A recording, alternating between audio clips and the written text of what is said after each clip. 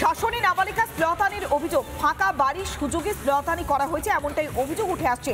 এমনকি শ্লীলতাহানির ঘটনার ধামাচাপা দিতে হুমকি দেওয়া হচ্ছে। নির্যাতিতার পরিবারকে লাগাতার হুমকি দেওয়া হচ্ছে। ইতিমধ্যে থানায় অভিযোগ জানানো হয়। নির্যাতিতার পরিবারকে লক্ষ্য করে ইট বৃষ্টি।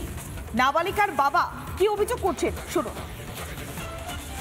সকাল 10টার সময় আমার বাড়ির লোক আরজি কলেজে ডাক্তার দেখাতে গেছে। আমরা মাঠে কাজকর্ম করে খাই, মাঠে কাজে গেছি। মেয়েরা দুটো সবজি বেচতেছিল, একলা ছিল, আর আমার একটা ছোটো বাচ্চা ছিল, দুজনা।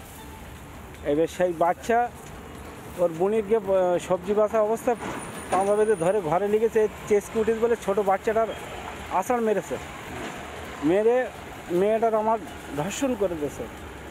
এবার আমরা বলতে গিয়েছি বলে টাকা রফা করে এসে বলে টাকা লে। আমি বলি আমি টাকা নেবো না, আমার মেয়ের দিচ্ছে। ও 8 লাখ টাকা দেবে বলেছে। ওর ভাই সাহেব ওর দুটো ছেলে গিয়ে বলেছে 8 লাখ টাকা দিচ্ছে, এইটা মিটো। আমি মিটুইনি। আমি বলি না, থানায় গিয়ে আমরা থানায় যাবো। তো দুটো কাজ ওইরকম করেছে, তাদের সাথে টাকায় রফা করেছে ওরা। আমি টাকায় রফা করিনি। আমি এর বিচার চাই, এর সঠিক বিচারটা হোক।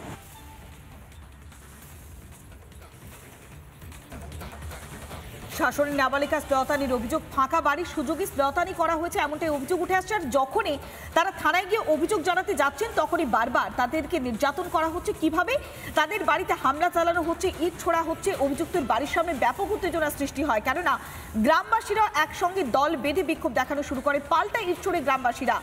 ইতিমধ্যেই শাসন থানায় অভিযোগ দায়ের করা হয়েছে। পুলিশ পৌঁছে গিয়ে পরিস্থিতি নিয়ন্ত্রণে আনে। ইতিমধ্যেই দুজনকে আটক করা হয়েছে। বারাসাত জেলা হাসপাতালে চিকিৎসাধীন রয়েছে ওই নাবালিকা। অভিযুক্তের কঠোর শাস্তির দাবিতে বিক্ষোভ দেখাচ্ছেন এলাকার বাসিন্দারা। নির্যাতিতা যে নাবালিকা, তার পরিবার যখন থানায় অভিযোগ করতে যায় ঠিক তখনই পাল্টা তাদের বাড়ি লক্ষ্য করে ইট ছোড়া হয়। পাল্টা ইট ছুড়েছিল গ্রামবাসীরা। অভিযুক্তের বাড়ির সামনে উত্তেজনার সৃষ্টি হয়। ইতিমধ্যেই শাসন থানার পুলিশ ঘটনাস্থলে পৌঁছে যায়। তবে স্থানীয় বাসিন্দারা দোষীদের কঠোর শাস্তি দাবি করছে। শুনুন। আগে ওরম 2-3 জন জায়গা করে, ওরা টাকায় ভিতরে চাপা দিয়ে দেয়। এরা বাচ্চা শিশুর 14 বছরের বয়স, স্কুলের ছাত্র।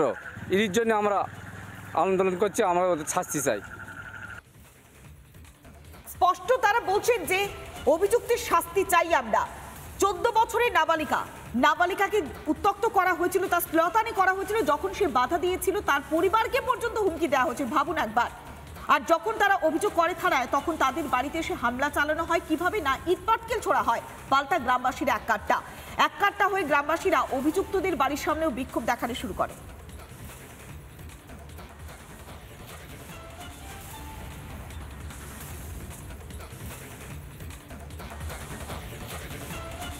দাবি হলো যে এইসব অন্যায় যেসব কাজগুলো করেছে তাদেরকে ধরা দরকার, আইনি সাজা দেওয়া দরকার আছে।